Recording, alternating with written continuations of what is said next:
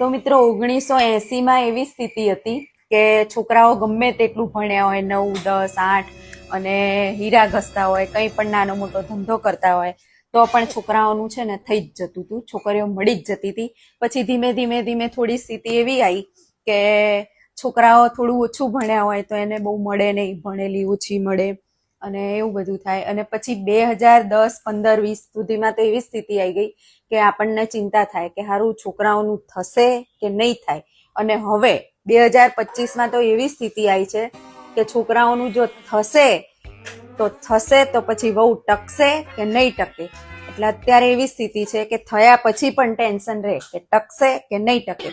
એટલે મારે તો છે ને, મેં મારા છોકરાનું કર્યું ને, પણ મેં મારા વહુના નામે છે ને એટલી લોન લઈ લીધી છે ને કે ક્યાંય જાય ને તો એ બેંક વાળા આવીને હોધીને ને અહીંયા મૂકી જાય.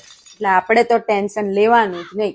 એટલે છે ને અત્યારે તો એવું જ કરવું પડે. આ વહુના નામે એટલી લોનો લઈ લો ને કે બેંક વાળા ગમે ત્યાંથી હોધીને પાછા મૂકી જ જાય. આપણે જો નકર છે ને ત્યાં ટકે નહીં. વહુ કેવો લાગ્યો આઈડિયા આપણો, બરાબર ને?